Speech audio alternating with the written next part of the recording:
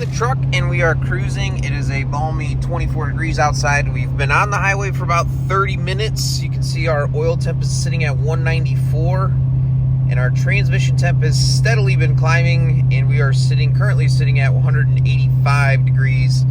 Most likely that means our coolant temp is probably pretty close to the oil temp of 194, being that it's continuing to climb, and we know that our thermostats regulate at right around 190 degrees. Well guys, thanks for coming back. This is going to be part 2 of our 6R140 Is It Running Too Hot? And we are going to remedy that on our personal 2017 Ford 6.7 Powerstroke. As a quick recap, on your 11 to 16 trucks, your transmission cooler is cooled by the secondary cooling system. However, in the valve body, there's a thermostatic valve. That thermostatic valve does not allow transmission fluid to flow to that cooler until the transmission fluid reaches 190 degrees. Therefore, once it goes up to the cooler, there is a thermostat for the secondary cooling system, which is right around 148 degrees, where that coolant is going to start to flow through that cooler. So keep that in mind. If you have an 11 to 16 and you want to drop your transmission temperature, then you need to do something about the thermostatic valve. Sonix makes what they call a blocker kit that you can put into the valve body, which is going to allow transmission fluid to flow to that cooler at all times. Now, for you guys with 17 to 19 trucks, we're a little bit different. Our valve bodies basically already have a blocker kit installed in the valve body.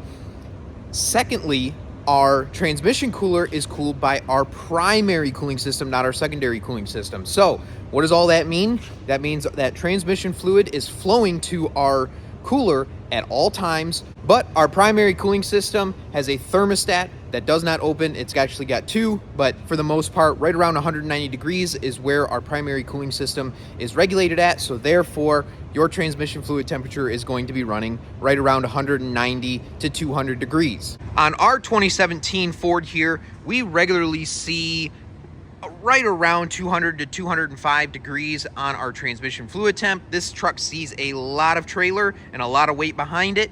And it's also just primarily used in the summertime when the outside temp is a lot higher. So we are hoping to get that transmission fluid down quite a ways. Our goal is to hopefully be somewhere around the 160 to 170 degree temperature, and we have the solution that we're going to be installing today. Now, I am not sponsored by Mishimoto, but I have used Mishimoto products for a very long time, and they have always really impressed me with the quality of their product. And so when I saw that they had an option for the 17 to 19 Fords, absolutely, we went with the Mishimoto kit. Now, this is a really nice cooler. Obviously, we've got really, really nice lines, a nice design of how they are teeing into our transmission lines to actually get the fluid up to our cooler. So we're going to go over the installation for today on our 2017, and then we're going to go drive it and see if we've made a difference. Stay tuned. So for our first step, we got to get the grill and the headlights out of here, and then our header panel in the back here has to come off as well so that we can set our new cooler in place. With now our headlights and grill removed, now we can remove our header panel. There's about 30 million bolts that hold this guy on. We're going to want to pay attention to our electrical harnesses, make sure we disconnect anything there. I know a lot of you guys, for the grill, you got to watch out for the camera. My truck doesn't have one. And then I know some of them have the windshield spray action as well. So pay attention to the little stuff. But yeah, we're going to start pulling all the 30 million bolts off, and we'll get this header panel off. So, you know, these 6.7s, they got a lot going on up here in the front here. We've got primary cooling system, we've got a secondary cooling system, we've got an AC condenser, we've got a power steering cooler, we got the charge air coolers over there. And yeah, there's a lot going on. So Mishimoto had to figure out where the hell they were going to put this thing, and they did. They found a little space back here. So it is going to sit behind the power steering cooler and our secondary cooler hose that goes across the front here. So they send you with a couple of little deals to space this guy out, which we're going to go ahead and install. And then our first bracket is going to use this hole here and then come over. And then our second bracket is going to use these 2 bolt holes and come over to mount our cooler kind of up in behind there. So let's go ahead and get these bolts out, and we'll grab our little shims and space that guy out. So right away, you can just tell the fit and finish on this guy is really, really nice.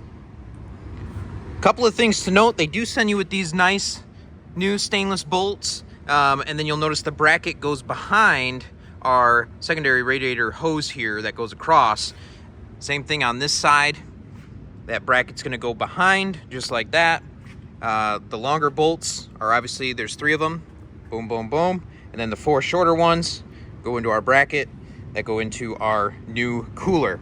And it's going to be tricky to see here, but you will see that there is plenty of clearance between that and the power steering cooler, as well as our secondary radiator, and it's not even tight yet. So we're going to leave this still kind of loose for the moment because we do have to hook up our transmission lines that are going to go down to our cooler, which is right up here.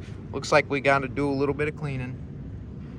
But yeah, let's go underneath the truck now, and we are going to get our, over here we go. We have to disconnect one of our transmission lines. This guy's going to go in.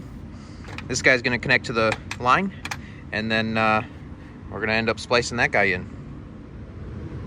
Okay, while that is making a big mess on the floor, I figured we would go ahead and trim up what we need to. So we've got this air deflector. We have to cut 5.5 inches from there to there. We got to cut that little rectangular out. And then on our header panel here, we've got this cross support that comes down. We measure 1 inch over, and then we measure 2.5 inches this way. So we got to cut that chunk out as well. That's where our 2 lines are going to come up through and connect to our actual cooler. Let's go ahead and start cutting. All right, so it doesn't even look like we made that big of a mess. How's our trans fluid look? She looks okay. So we got to undo that far line. That guy right there. Unscrew that, and then this little guy, this little fitting is going to screw into our cooler here. And then this fitting here is going to screw into our line. And then both of those are going to have a barb, and that's what's going to go up to our external air-to-oil cooler. But first, we have to get this line below this one. So you can see we've got it disconnected over there. We've got the clip off down here, and we're going to flop that one underneath, and so it's popped out underneath here. All right, so now you can see we're all wrapped up underneath here. That's the orientation. Got the clips back on. The lines are going up through our little opening that we cut out. Looking good, looking good. Up top here, already got our clamps on. We'll just pop these off. We'll get these lines started, tighten these up. Apparently these are 7mm. I don't know. 5/16, no. 1/4 inch, no. 7mm. Whatever. So 7mm on them. And yeah, we'll snug those up, and we're just gonna be going back together. Okay, with everything back together, you can just barely see it back there. It looks good. Looks good. Clearance was just beautiful. I don't know, we didn't lose that much fluid, so that's probably gonna obviously take some. So we're just gonna throw a quart in it, and then we'll go for a drive, come back, check for leaks, check, make sure our fluid level is good. So we'll just slam a quart into it, clean up down low a little bit more, and then we'll go see if we've made a difference with our transmission temp.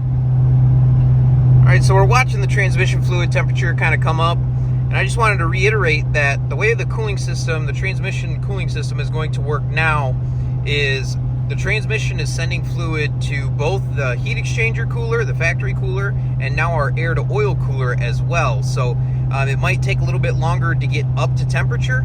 However, one thing we should note is that there is a thermostat in a hose just before our factory transmission cooler, and that allows coolant to flow into it at 123 degrees. So once we get to 123 degrees of coolant temp, then it's going to start helping our transmission get up to temperature, and then our air-to-oil cooler is going to help keep it cool. So that's how they did it for years and years and years. So we're going to be back into, you know, how the 7.3 transmissions were cooled, 6.0s, 6.4s.